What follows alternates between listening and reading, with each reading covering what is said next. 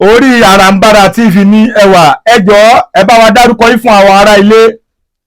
Orúkọ mi ni OLASUNKANMI Patogun.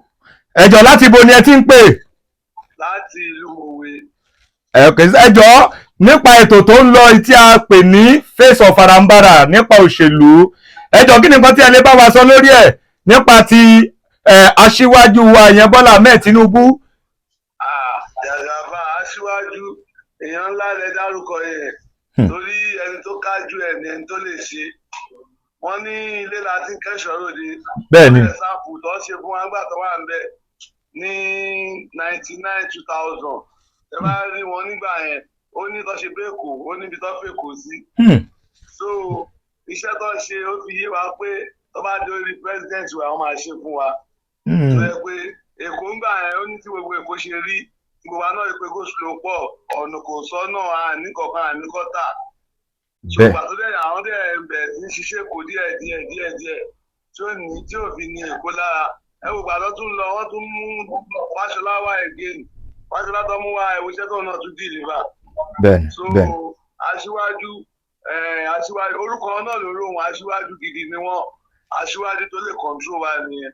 Tó lè máa ṣe ìjọba wa nìyẹn. Bẹ́ẹ̀ni. So kí gbogbo wa àti Yorùbá àti Haúsá àti Ìgbò ẹ má ẹ̀ka lọ tẹ̀ka fẹ́ni tí ò kojú òṣùwọ̀n. Aṣíwájú nìkan ẹ̀ka dìbò fún un.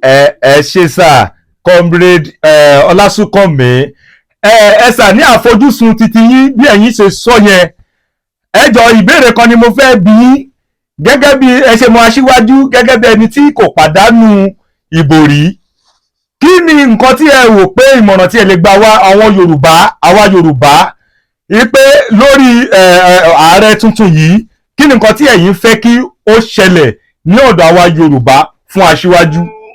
Nǹkan tẹ́mi ní sáà ní àwa Yorùbá wọ́n ní nǹkan ẹ̀ ṣe wá láàpọ̀ lè ṣe wá lẹ́lẹ́kejì bẹ̀rẹ̀ lẹ́ẹ̀kẹta eléyìí kò lè possible torí gbogbo àwọn tó fi ṣàpèjúwe yẹn ó jìnnà síra wọn. Wọ́n ní èèyàn kan 83 ó ṣe olùlẹ̀ ìgbà tó di 93 Yorùbá kan tún ṣe olùlẹ̀ bẹ́ẹ̀ ìgbà tó máa di 2003 Yorùbá jáde 2013 Yorùbá jáde. So ẹni gbogbo 20 years tún ti kọjá this is like 30 years nísìnyí tẹ́lẹ̀ mi ṣẹ̀fẹ̀ jáde. So ó ṣùọ̀ pé ẹni tó jáde ó máa wọlé lórúkọ abalẹ̀ lọ múra ni kò ṣe kánjúkánjú. Bẹ́ẹ̀ni. Gbogbo ìlú gan máa dìbò fún tó lọ́mọ̀ pé tọmọdé tàgbà ló máa jẹ́ nù ìjọba ẹ̀.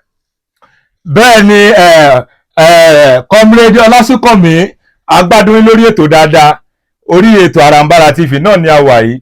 Ìyànnànà tí a wà lórí ẹ̀ ni wípé tó bá jẹ́ wípé àwa Yorùbá ló kàn ṣé mọ̀ pé kì í ṣe gbogbo àwọn ẹ̀yà kan àwa Yorùbá kan ni wọ́n ń sọ wípé bàbá yìí ni àwọn fẹ́ tẹ̀lé.